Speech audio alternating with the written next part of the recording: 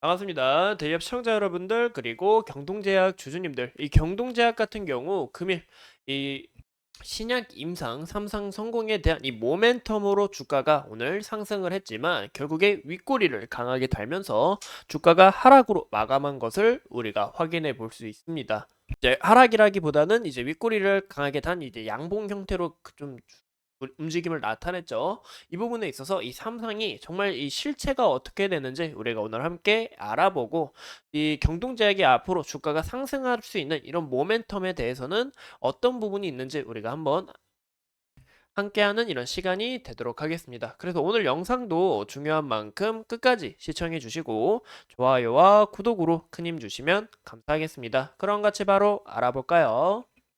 이 금일 경동제약에 있어서 이 주가의 모멘텀, 바로 전립선 비대증 복합제 신약 임상 3상 성공에 대해서 주가가 기대감을 크게 받으면서 올라갔다라는 것을 우리가 확인해 볼 수 있습니다.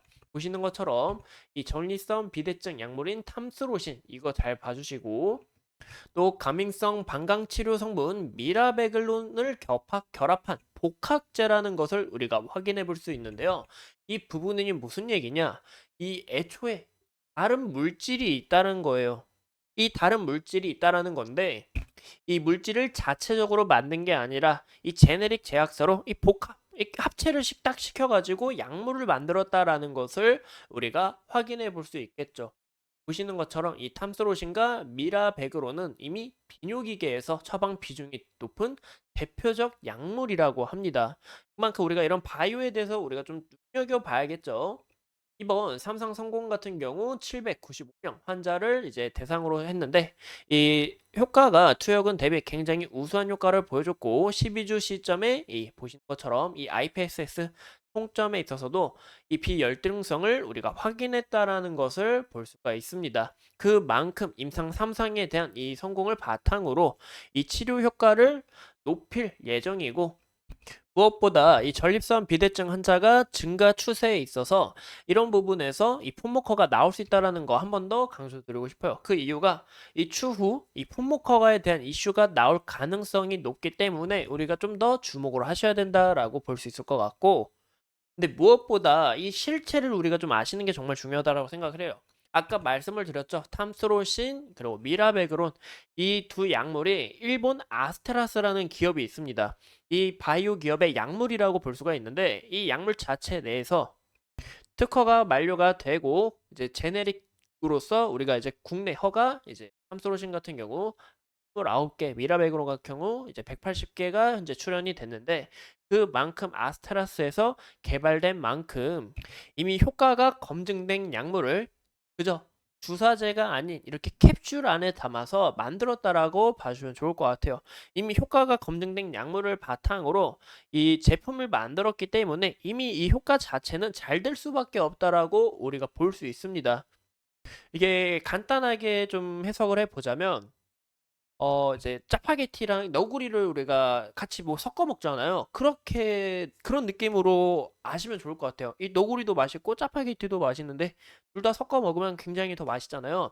그만큼 이미 성능이 좋았던 약물 두 개를 그저 주사제도 아닌 뭐 따로 신약 개발을 한 부분도 아닌 그냥 이 두 가지 물질을 합체해서 이 약을 만들었다라고 봐주면 좋을 것 같아요. 그렇기 때문에 모멘텀으로 크게 더 상승하기는 어려울 수 있다라는 것을 좀 참고해 주시면 좋을 것 같고, 그 이유가 바로 이 공시가 나오지 않았다라는 거예요. 임상 3상 성공? 이거 그냥 바이오 기업들 난리 나는 겁니다. 그냥 굉장히 중요한 부분이에요. 이 삼상 성공했다라는 것만 해도 주가가 상한가 갈 수도 있는 거고, 뭐 다를 수도 있지만 그만큼 이 굉장히 큰 모멘텀을 받을 수 있다라는 건데, 근데 경동제약 같은 경우 여기서 추가적으로 나오지 않았다라는 거예요. 저는 이 부분이 굉장히 의구심이 든다라고 볼 수 있습니다. 그만큼 이미 좋은 약물로 만든 만큼 개량 신약이 아닌 이미 검증된 약물로 만들어서 여기서 추가적으로 받기는 어려울 수 있지만, 아까 말씀드린 것처럼 이 품목 허가에 대한 이슈가 또 나올 가능성이 있기 때문에 여기에 대한 이 집중을 좀 하시는 게 좋지 않을까 싶어요. 왜냐, 이런 실체를 우리가 알아도 뉴스에서 경동제약 결국에 품목 허가 승인이 났다라는 이슈가 나오게 되면 투자자들의 이런 관심도가 생기면서 매수세가 붙을 수 있기 때문에 이런 부분을 우리가 함께 참고해 주시는 게 좋지 않을까 저는 그렇게 생각을 해보고 있습니다. 또한 우리가 좀 더 어떤 부분을 보시면 좋을 게 이제 경동제약 같은 경우 5월 27일 날 이제 헬스케어 신사업을 발표를 했죠. 여기서 이 신사업을 보시면 이 다양한 비타민을 출연하면서 이제 우리가 의약품 사업으로서도 이 소비자들의 마음을 사로잡겠다라고 이야기를 드렸어요. 이 경동제약 같은 경우 과거 2022년에도 이 구조조정을 통해서 이 재무 자체가 굉장히 많이 흔들렸는데 현재 이 재무 상황을 우리가 함께 보시는 것처럼 이 재무 자체 전년 대비해서 크게 개선이 되고 있고 여기서 추가적으로 신사업까지 잘 되고 매출 폭이 극대화된다 하면은 추가적으로 이 모멘텀이 받을 수 있다라는 거죠. 그래서 1분기 실적이 굉장히 양호하게 나온 만큼 또 적자 폭도 크게 줄어들었고 당기 순이익이 흑자로 전환이 된 만큼 우리가 기대해 볼 건 이 2분기 실적에 대한 기대감이 또 형성될 수 있다라는 것을 참고해 주시면 좋을 것 같아요. 네, 이런 내용들 우리가 간략하게 알아봤고 그럼 우리가 앞으로 이 차트를 같이 봤을 때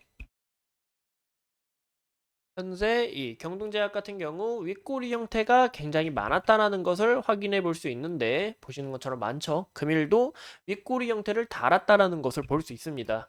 그 이유가 보시는 것처럼 과거의 상당 배분에서 이 매물대가 굉장히 많이 쌓여 있어요. 그만큼 이 매물 소화 과정이 지속적으로 이루어질 수 있다라고 봐주면 좋을 것 같아요.